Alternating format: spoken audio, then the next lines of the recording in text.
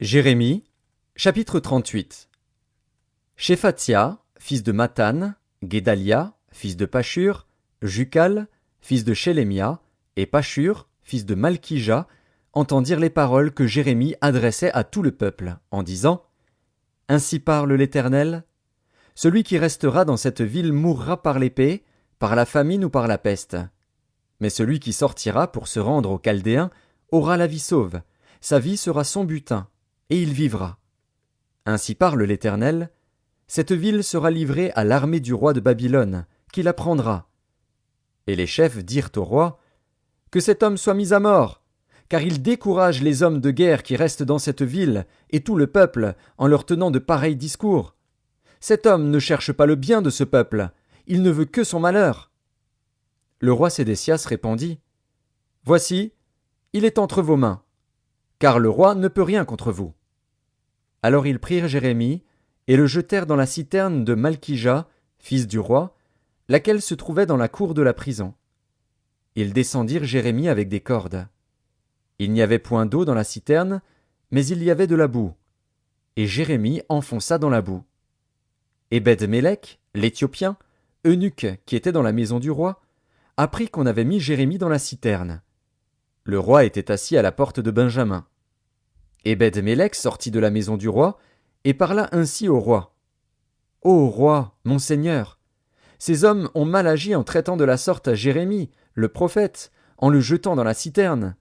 Il mourra de faim là où il est, car il n'y a plus de pain dans la ville. » Le roi donna cet ordre à Ebed-Mélec, l'Éthiopien. « Prends ici 30 hommes avec toi, et tu retireras de la citerne Jérémie, le prophète, avant qu'il ne meure. » Ebed-Mélec prit avec lui les hommes, et se rendit à la maison du roi, dans un lieu au-dessous du trésor.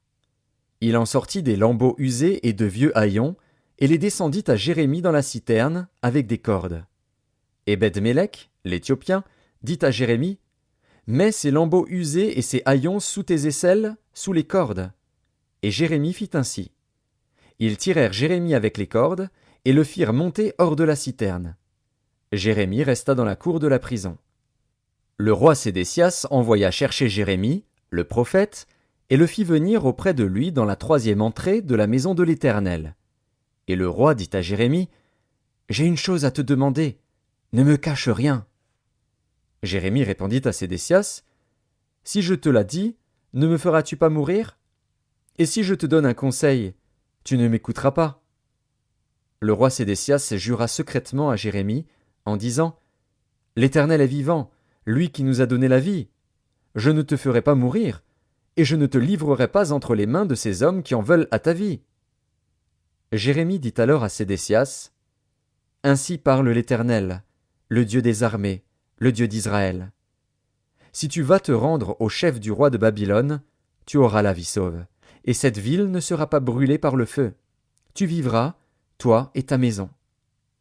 Mais si tu ne te rends pas au chef du roi de Babylone, cette ville sera livrée entre les mains des Chaldéens, qui la brûleront par le feu.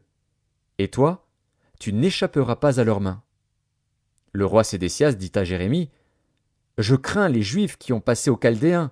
Je crains qu'on ne me livre entre leurs mains et qu'ils ne m'outragent. » Jérémie répondit, « On ne te livrera pas. Écoute la voix de l'Éternel dans ce que je te dis. Tu t'en trouveras bien et tu auras la vie sauve. Mais si tu refuses de sortir, voici ce que l'Éternel m'a révélé.